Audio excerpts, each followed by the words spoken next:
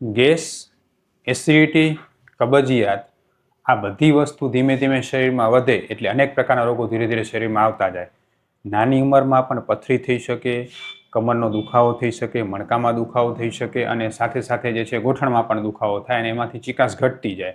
મારી પાસે ઘણા બધા યુવાનો આવતા હોય છે કે જેમાં એના ગોઠણમાં જે છે ચિકાસ ઘટવાને કારણે દુખાવો થતો હોય અને ગેસ એસિડિટીની મુખ્ય ફરિયાદ હોય. પાચન શક્તિ સુધારવામાં આવે તો ને તો જ આ દવા અને આ રોગ મટતો હોય છે. નહીંતર શું થાય કે પેશન્ટ વર્ષોથી હેરાન થતું હોય અને જરૂર એવો રાહત ન થાય. જેમ કે આજે ભરતભાઈ મારી સાથે છે કે જેમને આ બધા પ્રોબ્લેમ હતા અને આપણી આયુર્વેદની સારવારથી અત્યારે 80-90% સારું છે. આજે આપણે એમની પાસે સાંભળશું કે એમને શું પ્રોબ્લેમ હતો. જય શ્રી કૃષ્ણ ભરતભાઈ. જય શ્રી કૃષ્ણ. ભરતભાઈ, તમારું પૂરું નામ શું? ભરતભા હરિભા ગઢવી. બરાબર. ક્યાંથી આવો છો તમે? રાપર. રાપરથી. તો તમને શું ફરિયાદ હતી ભરતભાઈ? મને આ તો પેટમાં ગેસની પ્રોબ્લેમ હતી ને ઘૂંટણમાં અહીંયા દુખાવો થતો, કમરમાં દુખાવો થતો. બરાબર છે. ને બહુ તકલીફમાં હતી. બરાબર. કમરથી આખી આખી નસ દુખતી? આખે અહીંયાથી કરીને આટલા સુધી આખો મણકામાંથી આખો દુખાવો થતો? બરાબર. દુખાવો થતો. તો આ ફરિયાદ તમને લગભગ કેટલા વર્ષથી હતી? મને છેલ્લા ઘૂંટણનો દુખાવો 3 વર્ષથી હતો અને આખા 10 વર્ષથી હતો. 10 વર્ષથી ગેસ, કબજિયાત ને બધું, કમરના દુખાવાનું બધું હતું. બરાબર છે. તો એના માટે પછી તમે લગભગ અલગ અલગ ભરતભાઈ કેટલા ડોક્ટરને મળ્યા હશો? ડોક્ટર 3-4 ડોક્ટરને મળ્યો. 3-4 ડોક્ટરને મળ્યા હતા. બરાબર. અને રિપોર્ટ શું કરાવ્યા હતા? રિપોર્ટ દવા આપે, ગેસ છે તો એના માટે જે આપે, અલગ અલગ જગ્યાએ જાય તો અલગ અલગ દવા આપતા હતા. રિપોર્ટ કોઈ કરાવ્યા હતા તેમ નિદાન માટે? એમ કે એક્સરે કરાવ્યું હોય, ગોઠણનો એક્સરે કરાવ્યો હતો? ના. બરાબર છે. અને કમરના કોઈ રિપોર્ટ કરાવ્યા હતા? કમરનો એક ફેરા કરાવ્યો હતો. બરાબર. શું નિદાન આવતું હતું તમને? બધા શું કહેતા? કાંઈ નથી, કે જરાક દુખાવો છે, કે થોડો ઘણો હોજો છે ને દુખાવો છે, બીજું કાંઈ નથી, નોર્મલ છે. એટલે પણ દુખાવો એમને એમ જ હતો? દુખાવો એમને એમ રહેતો. ગોળી ખાવી પડે? ગોળી ખાવી પડતી ક્યારેક ક્યારેક દુખાવાની ગોળી. બાકી આ દુખાવો જે છે એ મટતો નહીં એમ? ના. રૂટીન કામકાજમાં શું તકલીફ થતી? રૂટીનમાં ઘણીવાર બેસી ન શકું, બેસવું હોય તો. ઘણીવાર ચાલી ન શકું. બરાબર. કેટલું હાલી શકો? થોડું ઘણું દુકાનથી ઘરેથી દુકાન સુધી કરી શકતો. પછી ગાડી લીધી છે એના માટે, ગાડીથી હાલતો. કમરમાં જે છે એ બેઠકમાં કેટલી વાર સુધી બેસી શકતા? પહેલા કમરમાં બેસી શકું, બેસી રહું ત્યાં સુધી કઈ પ્રોબ્લેમ નહીં. જેવો ઉભો થાવ ને તે ફેરો અહીંયા કમર પકડાઈ ગઈ? પકડાઈ જાય આખે. બરાબર છે. આ બધી ફરિયાદ 10 વર્ષથી હતી. એમાં કબજિયાત બહુ રહેતી તમને? બહુ એકદમ. પેટ સાફ જ ન થાય? ના, પેટ સાફ ન થાય, હંચોડું. બરાબર. ગેસ, કબજિયાતમાં શું શું તકલીફ થતી તમને? ગેસમાં જો એક તો મને પથરી થઈ ગઈ હતી એના કારણે, ગેસ ને અપચો થતો એના કારણે ઈ પ્રોબ્લેમ થઈ ગઈ હતી. સવારે બાથરૂમ ના આવે સરખી રીતના, 2-3 વખત જવું પડે, ક્યારેક સાંજે લાગી જાય. અને ખાવામાં ઈ રીતનું બહારનું અચરા કચરા ખવાઈ જતા ઘણા બધા. એના કારણે પેટ એકદમ ફૂલાઈ જતું? ફૂલાઈ જાય એકદમ પેટ. બરાબર છે. હવે આપણી પાસે જેમ કે આ તમે અલગ અલગ ડોક્ટરને બતાવતા, તો આપ નિદાન તમને કેમ ખબર પડી કે આપણે હોસ્પિટલમાં આવી બધી સારવાર થાય છે? તમને કેમ ખબર પડી? મારો એક દોસ્ત હતો, એના ભેગા આવ્યો હતો હું 3 વર્ષ પહેલા.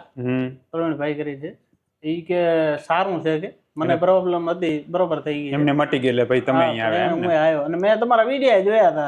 બરાબર છે. તે પહેલા તો તમે અહીંયા જે આવ્યા તો તમારું જે નિદાન થયું, તમે જે પંચકર્મ સારવાર કરાવી, તમારું જે છે દવા આપણે કરી, તમને 100% સંતોષ લાગે? બહુ સારું. અત્યારે તમે કેટલા ટકા સારું થઈ ગયું? અત્યારે 90% કહી શકીએ. તો ભરતભાઈ, તમે જે આ પ્રોબ્લેમ થતો એ આપણી પાસે આવ્યા ત્યારે જે છે દુખાવો, તમને પગનો દુખાવો, હાલવામાં સાવ વ્યવસ્થિત ન કરી શકતા, ચાલી જ ન શકતા વ્યવસ્થિત? ચાલવામાં તકલીફ પડતી ને સુવામાં બહુ તકલીફ પડતી. સૌથી વધારે સુવામાં તકલીફ પડતી. શું થાવ? સુવો તો સુવા ટાઈમે રાખું ને સીધો એકદમ પગ ન રાખી શકતો. ઓશીકું નીચે, પગ નીચે રાખવું જ પડે. ઓશીકું ન રાખું ને તો આખી રાત ફેલ. દુખાવો એટલો બધો ભયંકર દુખાવો થતો. હવે ખરેખર જે ભરતભાઈને જે સમસ્યા હતી એમાં 10 વર્ષથી એમને પાચન શક્તિ નબળી રહેતી, જેને કારણે ધીરે ધીરે શરીરમાંથી વિટામિન અને કેલ્શિયમ ઘટતા ગયા. એમનું કામ કરિયાણાનું છે એટલે વજન ઉંચકવાનું થાય અને બેઠક સતત થાય, જેને કારણે જે છે ધીરે ધીરે ગોઠણમાં ઘસારો થતો ગયો, ગોઠણમાં જે છે ચિકાસ ઘટતી ગઈ, કમરના મણકામાં દબાણ થતું ગયું અને કમરના મણકામાં નસ દબાવવાની શરૂ થઈ. સાથે સાથે ગેસ સતત રહેવાને કારણે પથરી પણ એમને થઈ ગઈ. અને આપણી સારવારમાં આપણે મુખ્ય એક જ વસ્તુ ધ્યાન રાખી કે પાચન શક્તિ સુધારવી છે. ભરતભાઈ, હવે તમારી પાચન શક્તિ ને બધામાં કેટલો સુધારો આવ્યો? હવે સારું, બહુ. કેટલું હાલી શકો હવે?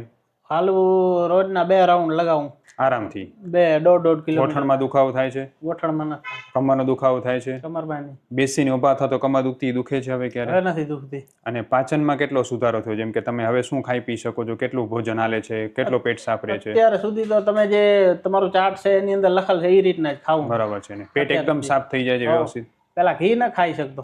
ઘી ખાતા તો શું થતું? પ્રોબ્લેમ થઈ આવતી, અપચો થઈ જાય, પથરી દુખાવો થઈ જાય. પથરી દુખાવો ઉપડી આવતો એકદમ. ચિકાસ વાળી વસ્તુ જાય એટલે પથરીને જાલી રાખે.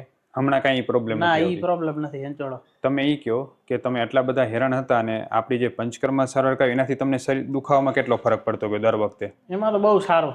પહેલી ફેરા આવ્યો ને ત્યારે મસ્ત લાગ્યું, બીજી ફેરામાં એના કરતા સારું, ત્રીજી ફેરામાં એકદમ મસ્ત લાગે. બરાબર છે. હવે તમે મને એ કહો, તમે લગભગ 10 વર્ષથી હેરાન હતા, 4-5 ડોક્ટર બદલ્યા હશે, દવાઓ ખાતા ને સારું ક્યારેક થતું ને ક્યારેક ન થતું. આપણી માત્ર ને માત્ર 3 મહિના દવા અને 3 પંચકર્મ સારવારથી કેટલા ટકા સારું લાગે? અરે બહુ સારું એકદમ. આપણી દવા જેટલી ઝડપથી લાગુ પડી એટલી કોઈ દવા લાગુ પડી છે ક્યારે? ના. બરાબર. અને બીજી દવા મેં એટલી બધી કોઈ પણ જગ્યાએ નથી કરાવી. મેં કીધું આ સારી દવા આયુર્વેદિક દવા કરાવી ને તો એનાથી વ્યવસ્થિત કોઈ પણ જાતનું સાઈડ ઇફેક્ટ ન થાય શરીરમાં. હું ડોક્ટર વિશાલ પંડ્યા એક MD આયુર્વેદ ડોક્ટર છું. મેં મારો 10 વર્ષ સુધીનો MD આયુર્વેદનો અભ્યાસ જામનગરની વિશ્વ પ્રસિદ્ધ આયુર્વેદ કોલેજમાંથી કરેલો છે. 2011થી એટલે કે છેલ્લા 13 વર્ષથી હું ગાંધીધામ કચ્છ ખાતે NABH માન્યતા પ્રાપ્ત પંચકર્મ આયુર્વેદ હોસ્પિટલ ચલાવું છું. અમે લોકોએ આયુર્વેદ સારવારથી હજારો દર્દીને સાજા કર્યા છે. તેના વિડીયો રિવ્યૂ અમારા આ જ ફેસબુક, ઇન્સ્ટાગ્રામ કે યુટ્યુબ ચેનલ ઉપર છે, જે જરૂર જોવા અને જાણો કે કેવા કેવા જૂના રોગો કેટલા ઝડપથી સાજા થયા છે. અમે 2 રીતે સારવાર કરતા હોઈએ છીએ. સૌથી પહેલાં તો કચ્છ કે એની આસપાસના દર્દીઓએ હોસ્પિટલમાં રૂબરૂ બતાવવા માટે આવવું, અને બીજું કચ્છથી દૂર રહેતા દર્દીઓ માટે ઘર બેઠા ઓનલાઈન દવા પણ મંગાવી શકે છે. વધુ માહિતી માટે નીચેના નંબર ઉપર હાય લખીને વોટ્સએપ કરો એટલે તમને ફીસ કેટલી છે, કોર્સ કેટલો કરવો પડશે વગેરે માહિતી વોટ્સએપમાં મોકલી આપશું. બીજી દવા ખાઈ એનાથી પ્રોબ્લેમ થાય. તમને જે ફાયદો થયો એવું તમે લોકોને શું કહેવા માંગશો આપણી હોસ્પિટલની સારવાર છે? તમને શું અનુભવ થયો આપણી સારવારનો? હું તો એટલું જ કહીશ કે તમને કોઈ પણ જાતની પ્રોબ્લેમ હોય શરીરમાં તો એક ફેરા સાહેબની મુલાકાત જરૂર લેજો. તમારું 100% નિદાન થઈ જશે. બીજી જગ્યાએ જાશો તો રૂપિયા જશે તમારા અને શરીરે તમારું બગડશે. તમે આયુર્વેદનું આટલું બધું જે છે એ માનો, એનું શું કારણ? તમે આયુર્વેદનું આટલું બધું સારું શું કામ લાગે?